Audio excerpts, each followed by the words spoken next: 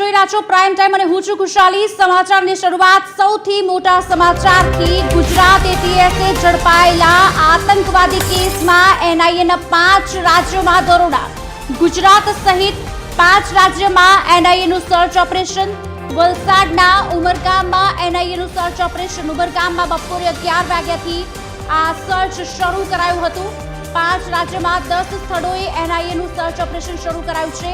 આતંકવાદી ષડયંત્ર કેસમાં અનેક સ્થળે સર્ચ ઓપરેશન કરાયું છે।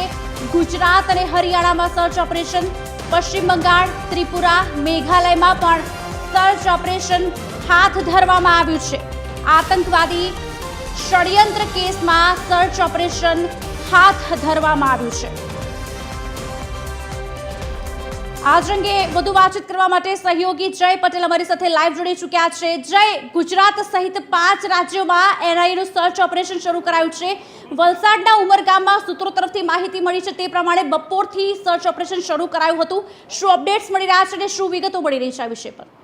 જી ખુશાલી, જો વાત કરવામાં આવે તો આખા કેસમાં પહેલા એટીએસ દ્વારા 3 લોકોની ધરપકડ ગુજરાતમાંથી કરવામાં આવે છે કે જેમની પાસેથી રાઇઝિન નામનું ઝેર પણ મળી આવે છે। તેઓનો પ્લાનિંગ જે હતો બ્લાસ્ટ કરવાનો હતો અને ઉતાવળિયા પગલાંના ભાગરૂપે દિલ્હીમાં એક બ્લાસ્ટ પણ થઈ જાય છે, પરંતુ ત્યારબાદ એનઆઈએ એક્શનમાં આવી છે અને આજે એક સાથે વહેલી સવારથી કુલ 5 રાજ્યોમાં ગુજરાત એનઆઈએ દ્વારા ગુજરાત સહિત કુલ 5 રાજ્યોમાં આજરોજ સર્ચ ઓપરેશન હાથ ધરવામાં આવ્યું હતું। અલગ અલગ જગ્યાઓ પર દરોડા પાડવામાં આવ્યા હતા, જેમાં કુલ 10 જગ્યાઓ ટ્રેસ કરવામાં આવી હતી કે એ અલગ અલગ રાજ્યોની કુલ 10 જગ્યાઓ ઉપર આજરોજ દરોડા પાડવામાં આવ્યા હતા, જેમાંનું એક ગુજરાતનું ઉમરગામ હતું। ગુજરાતના ઉમરગામ નગરપાલિકા વિસ્તારમાં આવેલા દેવધામ વિસ્તાર ખાતે આજરોજ દરોડા પાડવામાં આવ્યા હતા। એનઆઈએ પોતાની સાથે એસઓજીની ટીમ જે એસઓજીની ટીમ હોય છે એને પણ સાથે રાખી હતી અને એસઓજીની ટીમને સાથે રાખી આ આખું ઓપરેશન પાર પાડવામાં આવ્યું હતું। 4 જેટલા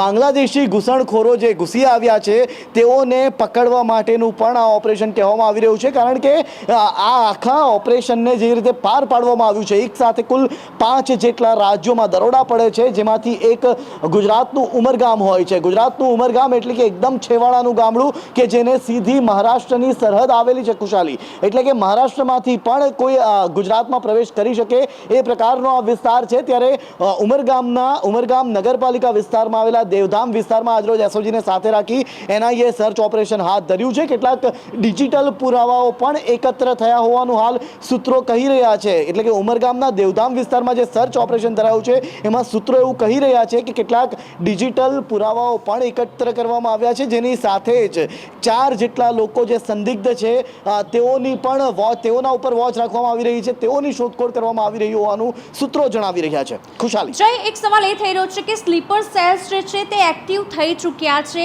5 એરપોર્ટ્સને પણ ધમકી મળી છે, આનું કનેક્શન જોડી શકીએ છીએ, પણ એક સવાલ એ થઈ રહ્યો છે કે આના પહેલા જો ઉરી અટેકની વાત કરીએ તો ઉરી અટેક વખતે આતંકી જે સંગઠન છે તેને પોસ્ટ કરી હતી અને આ તમામ જે આતંકી બ્લાસ્ટ કર્યા હતા તેની જવાબદારી સ્વીકારી હતી। આ વખતે જ્યારે બેઠક થઈ છે સીસીએસની તેમાં એવું કહેવામાં આવ્યું છે કે આતંકી હુમલો છે પણ કોઈ સંગઠને જવાબદારી સ્વીકારી નથી, પણ મોટી ઘટના ઘટતા અટકી ગઈ છે।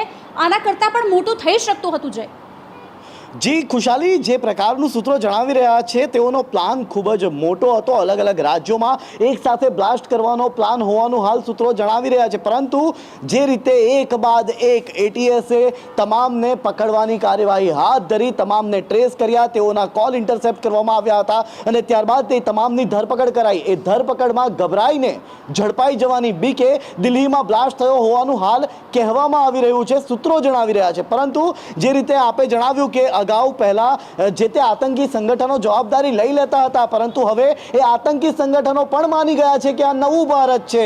આ નવા ભારતને જો ખબર પડશે કે કયા આતંકી સંગઠન દ્વારા હુમલો કરવામાં આવ્યો છે, આ નવું ભારત એ આતંકી સંગઠનના ગઢમાં ઘૂસીને ત્યાં તેઓને ઠાર મારશે। એટલે બીકના કારણે પણ અત્યારે કદાચ કોઈ પણ આતંકી સંગઠનો જવાબદારી લેવા માટે તૈયાર ના હોય, પરંતુ આ આતંકી હુમલો છે એ વાત ચોક્કસ થઈ ગઈ છે અને એને ધ્યાનમાં રાખીને આખી તપાસ જ્યારે એનઆઈને સોંપવામાં આવી છે, એનઆઈએ દ્વારા આજે દરોડાની કામગીરી કરવામાં આવી છે। ખુશાલી, જી જય, આભાર સમગ્ર વાતચીત કરવા બદલ। વધુ માહિતી આપની પાસેથી લેતા રહીશું। તો ગુજરાત સહિત 5 રાજ્યોમાં એનઆઈએનું સર્ચ ઓપરેશન અત્યારે હાથ ધરવામાં આવ્યું છે।